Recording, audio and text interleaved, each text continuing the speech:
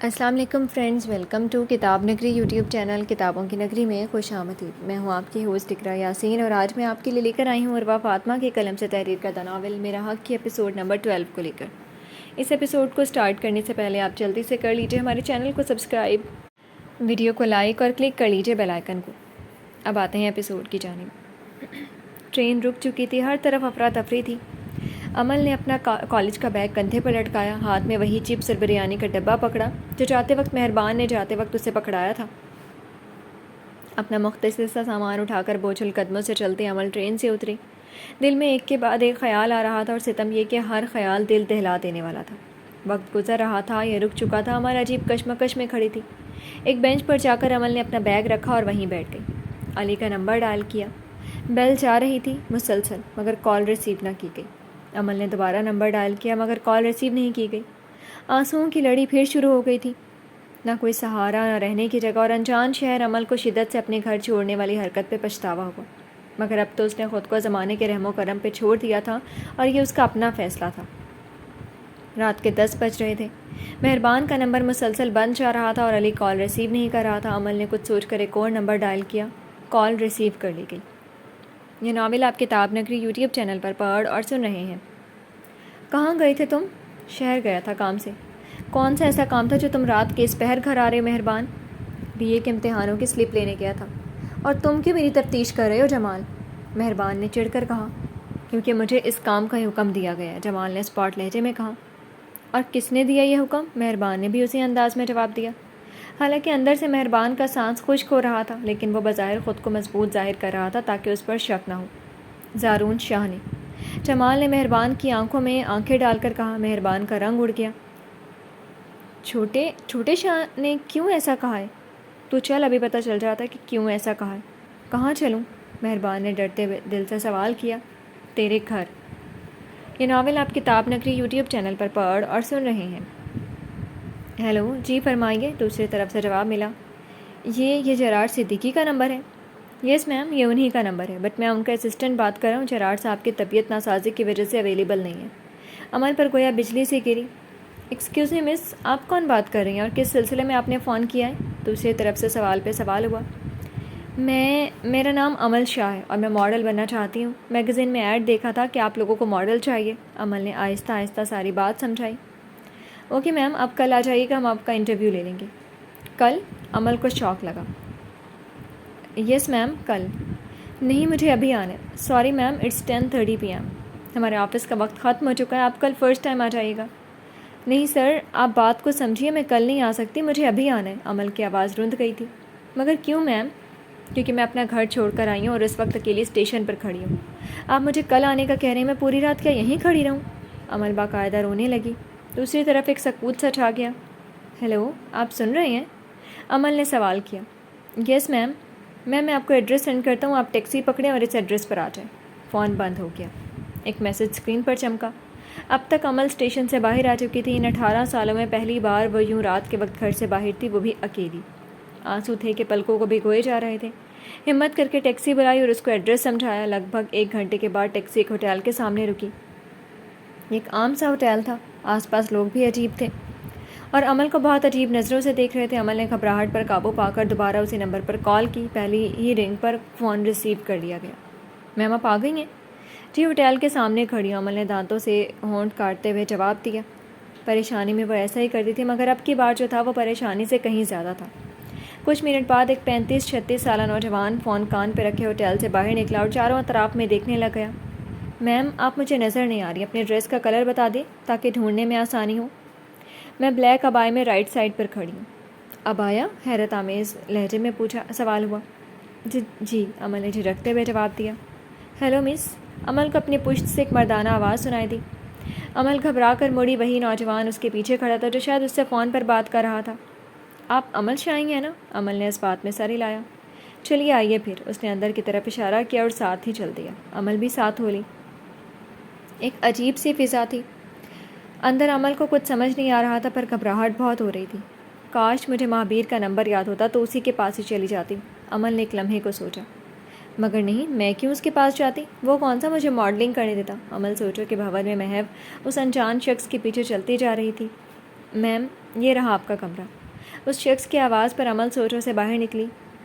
جی مجھ سے کچھ کہا؟ عمل خوف کے مارے ہکلانے لگی، کیونکہ جس جگہ وہ اس وقت کھڑی تھی ایک اندھیری سی گیلری تھی جس میں آمنے سامنے کچھ کمرے تھے اور ایک خوفناک سی خاموشی بکھری ہوئی تھی۔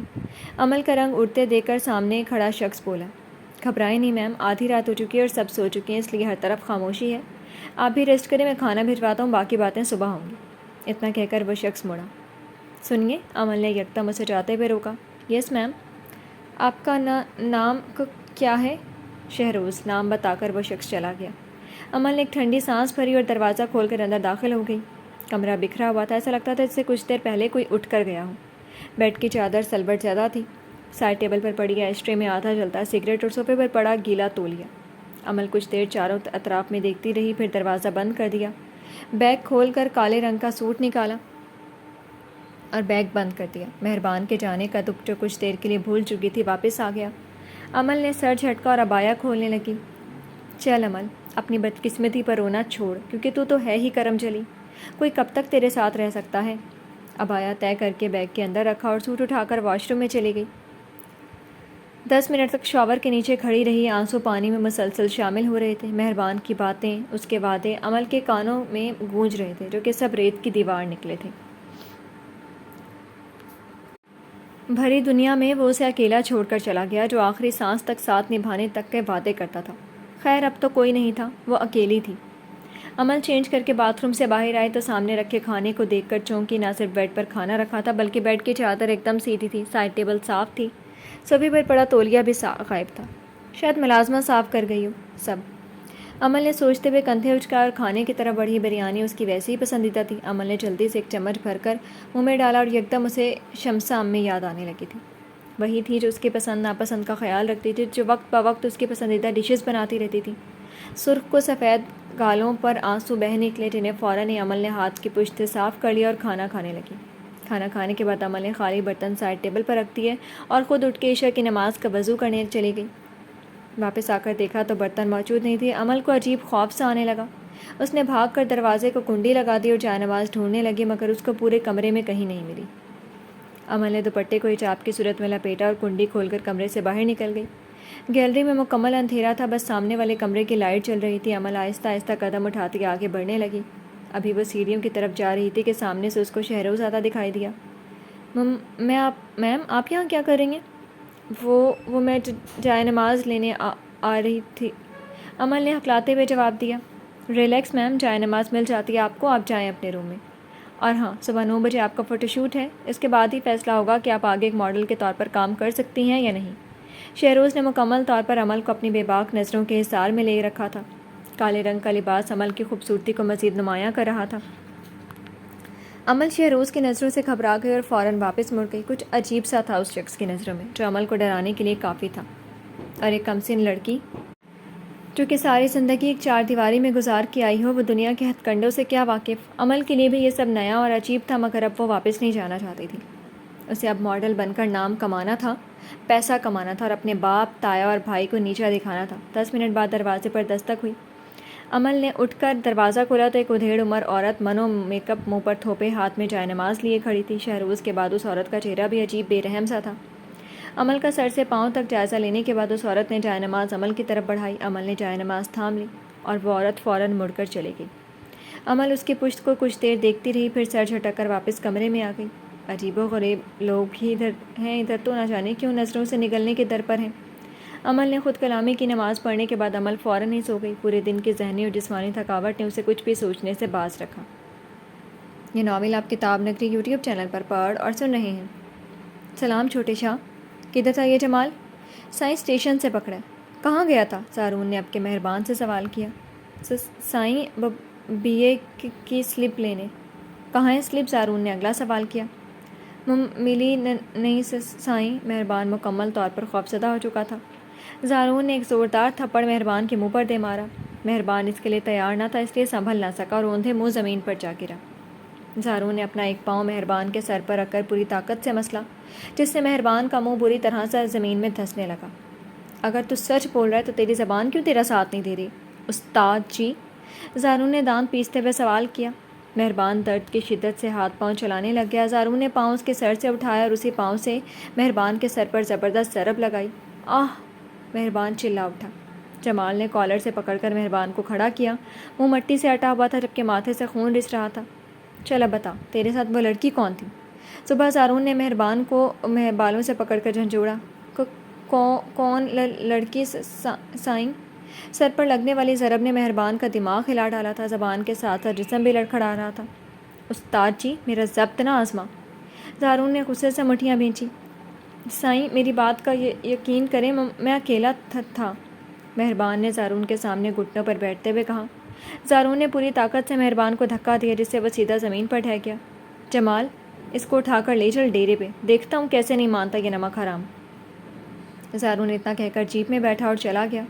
یہ سارا واقعہ مہربان کے گھر سے بالکل سامنے ہو رہا تھا۔ زارون کے جاتے ہی مہربان کے ماں باپ گھر سے بھاگے آئے تھے۔ مہربان، میرا لال، میرا شہزادہ، یہ کیا کہہ رہے ہیں؟ کیوں تجھے بے رحموں کی طرح مار رہے ہیں؟ مہربان کی ماں چچا اپنی بیوی کو خاموش کرا لے اور دعا کر کہ چھوٹی بیوی مل جائے، ورنہ تیرے بیٹے کی لاش اس دروازے پر بہت جلد ملے گی۔ جمال نے کاٹدار لہجے میں مہربان کے ماں باپ کو وارننگ دی اور مہربان کو گھسیٹتا ہوا چلا گیا۔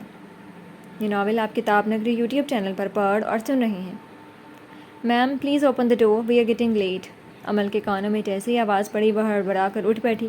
کل کا گزرا دن ایک سیکنڈ میں اس کی آنکھوں کے سامنے گھوم گیا۔ عمل نے دوپٹہ پہنا اور اٹھ کر دروازہ کھولا۔ سامنے شہروز کھڑا تھا۔ میم آپ کے پاس 5 منٹ ہے، ریڈی ہو جائیں، میں یہیں آپ کا انتظار کر رہا ہوں۔ عمل نے اس بات میں سر ہلایا اور واپس کمرے کا دروازہ بند کر لیا۔ فریش ہو کر بال برش کیے اور دوپٹہ حجاب کی صورت میں لپیٹ کر باہر نکلی۔ واٹ از دس؟ یہ کیا مذاق ہے مس عمل؟ شہروز نے عمل کو سر سے پاؤں تک دیکھتے ہوئے سوال کیا۔ عمل گھبرا گئی۔ کیا مطلب سر؟ پہلی بات تو مجھے آپ سرنی شیری کہیں گے، اور دوسری بات کہ آپ کو خواہش ماڈل بنے گی، مگر حلیہ آپ کا ایسا جیسے کسی میلاد سے اٹھ کر آ رہی ہیں۔ عمل خاموش کھڑی رہی۔ لیو اٹ مس عمل، ابھی چلیں اور چل کر ناشتہ کر لیں، اس کے بعد ڈیسائیڈ کرتے ہیں آپ کی ڈریسنگ۔ چلیے میرے ساتھ۔ شہروز کے کہنے پر عمل اس کے پیچھے چل دی۔ ناشتے کی ٹیبل پر صرف شہروز اور عمل تھے، دونوں کے درمیان مکمل خاموشی تھی۔ اب آپ جائیں اپنے روم میں کچھ ڈریسز بھیج رہا ہوں، ان میں سے کوئی پہن کر نیچے آئیں، شہروز نے ٹیبل سے اٹھتے ہوئے کہا۔ عمل چپ چاپ اٹھی اور کمرے میں چلی گئی۔ ساری زندگی ایک 4 دیواری اور اب چند اپنوں کے درمیان رہنے والے اس کمسن لڑکی نے خود کو ظالم دنیا کی چوکھٹ پہ آ بٹھایا تھا۔ جس لڑکی نے باپ، چچا، بھائی کی نفرت اور مار کو ظلم کی انتہا سمجھا تھا، وہ اب حقیقتاً ظلم کی وادی میں ڈوب رہی تھی، مگر انجان تھی۔ انجان تھی اس وقت سے جب اس کو خود سے نفرت ہونے والی تھی، اس وقت سے جب اس کو باپ بھائی کا ظلم کسی سنہری یاد کی طرح ستائے گا۔ انجان تھی ان سب بھیڑوں کی درندگی سے جو بھیڑ کا روپ دھارے اس کے گرد گھوم رہے تھے۔ مگر یہ دنیا کب کسی کی سگی ہوئی ہے، اور اس کی تو کبھی بھی نہیں ہوئی جو خود اپنی بربادی کا سامان کرے۔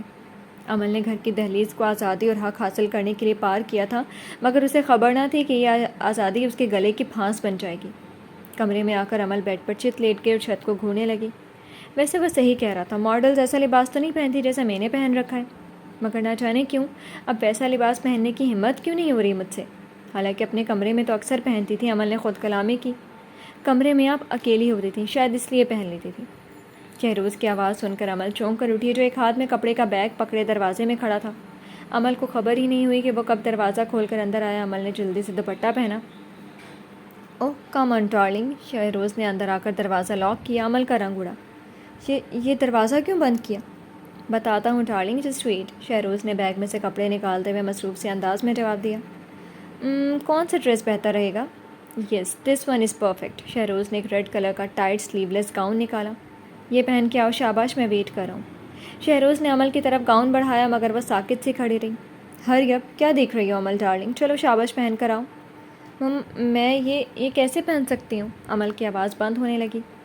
جیسے یہ تھان لپیٹا ہے بالکل ویسے ہی پہنو گی، شہروز نے عمل کے کپڑوں کی طرف اشارہ کیا۔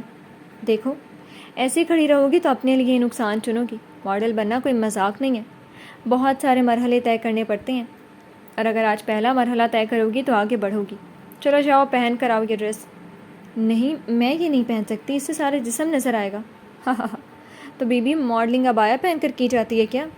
تم نے وہ لائن تو سنی ہوگی کہ دکھے گا تو ہی بکے گا، اس لیے ڈرامے بازی بند کرو اور یہ ابھی کے ابھی پہن کر آؤ۔ مجھے مجبور مت کرو کہ میں تمہارے ساتھ سختی سے پیش آؤں۔ اگر ایسا ہے تو مجھے نہیں کرنی ماڈلنگ، میں واپس جا رہی ہوں۔ عمل نے آگے بڑھ کر صوفے سے اپنا بیگ اٹھانا چاہا، مگر اس سے پہلے ہی شہروز نے عمل کا بازو پکڑ کر اپنی جانب کھینچا۔ عمل ایک جھٹکے سے شہروز کی گرفت میں آ گئی۔ مس عمل شاہ، اب تو جانے کا سوچنا بھی نہیں، کیونکہ یہاں آنا تمہاری مرضی تھی اور جانا میری مرضی سے ہوگا، اس لیے جانے من جو میں کہہ رہا ہوں وہی مانتی جاؤ، ورنہ انجام کی ذمہ دار خود ہوگی۔ شہروز نے انگشت شہادت عمل کے چہرے پر پھیرتے ہوئے یہ بات کی تھی جو کہ عمل کا خون خشک کرنے کے لیے کافی تھی۔ جی تو فرینڈس، کیسی لگی آپ کو آج کے ایپیسوڈ؟ کمنٹ سیکشن میں ضرور بتائیے گا۔ پھر حاضر ہوں گے ناول کے نیکسٹ ایپیسوڈ کے ساتھ، تب تک کے لیے اجازت دیجیے۔ شکریہ، اللہ حافظ۔